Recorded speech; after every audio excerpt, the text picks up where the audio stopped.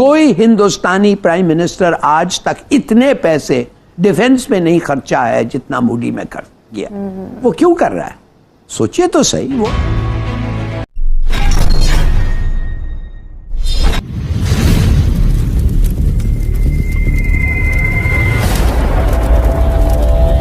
भारतीय वज़ीर दिफा राजनाथ सिंह ने एक बार फिर हर्जा सराई की है और आज़ाद कश्मीर बशमूल गिलगित बल्तिस्तान को भारत का हिस्सा बनाने का उन्होंने ये स्टेटमेंट, एक अहम बयान दिया है। सब कुछ काफ़ी मेस्ड अप लग रहा है। आप समझते हैं कि ऐसे में इस तरह की धमकी आना हम संभाल पाएंगे हालात? ये आम धमकी नहीं है, ये सीरियस धमकी है। एक वजह तो ये ज़रूर है, जैसे आपने कहा है कि पाकिस्तान इतना कमज़ोर नहीं लगा है। हर जगह देखें तो इत्तेफाक कुछ नहीं है, डिवाइड और डिवीजन है सब जगह। तो वो सोच सकते हैं कि ये एक अच्छा वक्त है कि हम जाएं और इनको एक माने मार के, जैसे वो बालाकोट में आए थे, ऐसा एक ऑपरेशन करें और ये होगा, वो कहता है। मेरे ख्याल में इससे सीरियस थ्रेट पाकिस्तान को क्या हो सकता है? इन्होंने पूरा जाके पता नहीं कितने बिलियन डॉलर्स खर्चा है, रेनो फाइटर्स लिया है इन्होंने। हमें बिल्कुल तैयार होना चाहिए, मगर हम क्या देख रहे हैं इधर? हम क्या देख रहे हैं इधर? ये मिसाइल के हवाले से बता दीजिएगा कि ये सुना है कि जो न्यूक्लियर मिसाइल है उसको तबाह करने के लिए ये बड़ा एक इम्पोर्टेंट चीज बनाई है हिंदुस्तान ने। इसकी थोड़ी सी डिटेल और फिर दूसरे ऑयल वाले टॉपिक पर जाएंगे। देखिए, सबसे पहले फखर भाई, शो पे बुलाने के लिए धन्यवाद। Thank you very much. अच्छा लगता है आपके शो पे आके। फखर भाई, ये जो मिसाइल है ये AD-2 है, ये मतलब ये फेज 2 बनाया है हमने। इसका फेज 1 पहले था जिसकी रेंज 2000 किलोमीटर थी। 2000 किलोमीटर में जो थी वो एक्सोथर्मिक मिसाइल थी। एक्सोथर्मिक होती है basically that works on a red रे। मैं उस पर डिटेल में जाऊंगा। ये वाली जो है इसकी रेंज है 5000 किलोमीटर। तो 5000 किलोमीटर दूर अगर कोई भी ICBM हो, आप उसको इंटरसेप्ट करके उसको तबाह कर सकते हैं। तो अब ये क्या है कि ये जो एंडोथर्मिक है, एंडोथर्मिक होती है कि ये इसमें क्या होता है कि जो इसकी एनर्जी होती है वो एक ब्लू रे मैकेनिज्म होता है। इसमें 10x10 के मान लीजिए अंदर बर्फ के वो बनते हैं, मतलब ना ब्लॉक से। तो एक ब्लू रे से उसको ट्रिगर किया जाता है, जो टारगेट के आते हैं वो टूटते हैं और वो जाके हाई स्पीड से उस टारगेट के साथ टकराते हैं कई सारे। और जैसे वो टारगेट के साथ टकरा जाते हैं वो टारगेट खत्म हो जाता है। पर अगर हम ये देखें मिसाइल के 3 स्टेज, ये वाला स्टेज, ये वाला स्टेज और ये वाला स्टेज। जो ICBM होता है, ICBM एटमॉस्फेयर के बाहर जाता है तब वो ऐसे चलता है। जब एक बार वो आए तो उसको रोकना बहुत मुश्किल होता है, ऑलमोस्ट इम्पॉसिबल होता है। इसलिए ये वाला स्टेज जो है, चढ़ते हुए आप रोक नहीं सकते। जब वो ट्रेवल कर रहा है यहाँ आप इसको रोक सकते हो। हमने इसके एडवांस रडार सिस्टम डेवलप किए हैं और अब हम इसके साथ एक इसकी ज्यादा रेंज वाला जो फेज 3 है वो वाला मिसाइल डेवलप करेंगे जिसकी रेंज और भी ज्यादा होगी और इसके साथ एडवांस रडार्स। और दोनों आपको मैकेनिज्म डेवलप करने पड़ते हैं, एंडोथर्मिक भी एक्सोथर्मिक भी। एक रेड रे ऑपरेटेड होता है, एक ब्लू रे ऑपरेटेड होता है। एक्सोथर्मिक में क्या होता है, वो कई सारे मान लीजिए आग के गोले सा, रेड रे से आग के गोले ट्रिगर होंगे, वेरियस एक्सप्लोसिव्स होते हैं, वो जाके टारगेट के पास फटते हो, टारगेट को डिस्ट्रॉय करते हैं। तो depending upon the kind of missile you are handling, you need endothermic and you need exothermic variant. तो हमारे पास ये जो अभी 5000 किलोमीटर वाला है ये एंडोथर्मिक है। इसका एक लोअर वर्जन एक्सोथर्मिक है, पर एक तो उसको डेवलप करना है, एक इससे थर्ड फेज का मिसाइल डेवलप करना है। रडार सिस्टम डेवलप हो गए हैं, तो उसके बाद हमारे पास एक ICBM को रोकने का अपना इंडिजिनसली डेवलप्ड मिसाइल शील्ड आ जाएगा।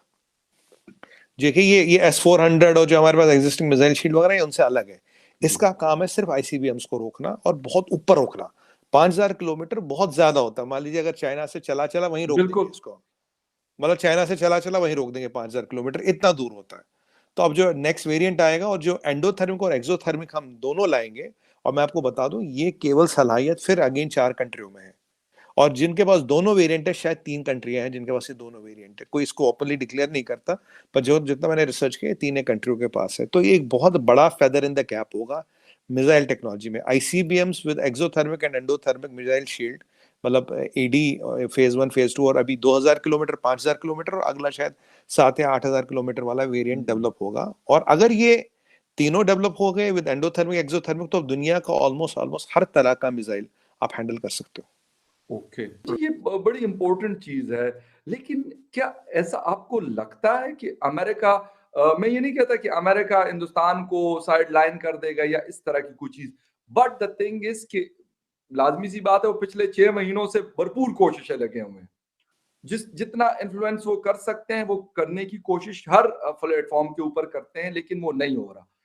अब ऐसा तो नहीं है कि वो अब जाके कुछ और चीजें आजमाना शुरू कर दें कि यार वो करते हैं जिस तरीके से मुख्तलिफ उनके पास उस क्रूज टाइट करने वाले आलात उन्होंने रखे होते हैं और वो फिर वो टाइट करना शुरू कर देंगे। तो ऐसा तो नहीं लगता कि अब, क्योंकि एमबीएस जब आएंगे हिंदुस्तान का विजिट न्यू दिल्ली का करेंगे, तो क्योंकि वहां वो बात नहीं सुन रहे हैं जो बाइडन की, और यहाँ पे वो आ रहे हो कह रहे हैं कि नरेंद्र मोदी जी मेरे भाई हैं, तो और ये रुपयों जी में तेल बिल्कुल। बेचूंगा और वो अगर डॉलर में अगर वो नहीं लेंगे, और हिंदुस्तान गालिबन दूसरा बड़ा बायर है ऑयल का दुनिया में, तो फिर सर ये तो ऐसा नहीं लगता आपको कि कुछ काम गड़बड़ हो सर जाएगा मैंने अफ्रीका तो और सर मैं तो आपको बोल चुका हूं ना कि जिस दिन रशिया को अमेरिका ने स्विफ्ट से निकाल दिया, डॉलर डोमिनेंस उस दिन उसने खुद खत्म कर दिया अपने हाथों से। ये मैं आपके शो पे बोल चुका हूँ और ये भी प्रोडिक्ट कर रहा हूँ 2023 के जनवरी में डॉलर गिरेगा। आप लिख के ले लीजिए मुझसे, 2023 के जनवरी में डॉलर गिरेगा। जी। डॉलर डोमिनेंस दुनिया में खत्म हो रही है। हमारा फॉरेन एक्सचेंज रिजर्व स्टडी करिए, हम डॉलर घटा रहे हैं, यूरो बढ़ा रहे हैं,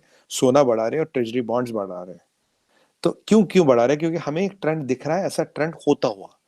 और हमारे लिए बहुत अच्छी बात है। देखिए फखर भाई, जैसे हमारी बात है, देखिए आपके यहाँ भी बच्चे होते हैं, हमारे यहाँ भी बच्चे होते हैं। एक टाइम तक हम बच्चों को डांटते फटकते हैं, जब वो 13 14 15 साल होते तो कम कर देते, 17 18 साल के बाद तो हम देखते ही नहीं, हम आंख इधर कर लेते।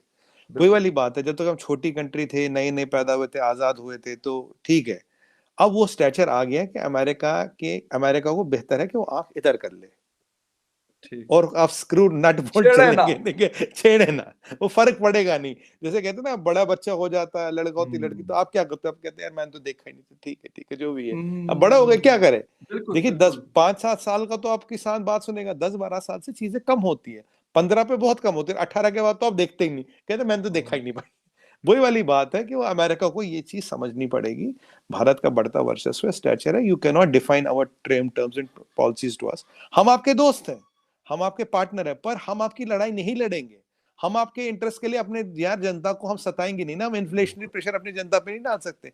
तुम्हें लड़ना जाके लड़ो, यूरेशिया में, यूक्रेन में, जहां भी लड़ना है। तुमने वैसे भी भाई मेरे 33 कंट्रियों में 53 बार आपने बॉम्बिंग की है, मिलियंस ऑफ लोग मारे आपने ह्यूमन राइट्स के नाम पे। हमारा जहाज तो नहीं उड़ा ना आपके साथ, हमारा एक जहाज, एक सिपाही नहीं चला आपके साथ, क्योंकि we don't believe in this. आज भी हम फकर भाई नॉन वायलेंस की बात करते हैं, आज भी हम पीस की बात करते हैं दुनिया में हर जगह। ये होनी चाहिए पीस। और देखिए दोस्ती अपनी जगह, दुश्मनी अपनी जगह। आप अपने घर खुश, मैं अपने घर खुश। भाई आपकी लड़ाई मैं नहीं लड़ूंगा, मेरी लड़ाई आप नहीं लड़ेंगे। ये थोड़ी कि फखर भाई की लड़ाई मैं बंदूक लेके पहुंच जाऊं, मैं भी साथ हूं, मेरी लड़ाई आप बंदूक लेके पहुंच जाओ, ये क्या मतलब है? और जो अमेरिका की एक आदत होगी फखर भाई, अमेरिका को चाहिए पट्टे, मतलब साथ चले, लैकी। वो पहला एक एलाई है अमेरिका का, स्ट्रेटेजिक पार्टनर, जो उन्हें कहता भाई ना हम तुम्हारे पट्टे, ना हम तुम्हारे लैकी है। ये मैं नेशनल टीवी पे भी खुल के बोल चुका हूँ, आपके चैनल पे नहीं बोल रहा, खुल के, ना आपके पट्टे है, ना हम आपके लैकी है। It's a relation between the equals. आपका अपना फायदा, हमारा अपना फायदा। आपको जंग लड़नी है भाई, जाके लड़ो, हमें नहीं लड़नी। यार तुम्हारी जंग मेरी जंग कहां से हो गई? नहीं तो दहशतगर्दी की जंगें लड़ते रह जाएंगे।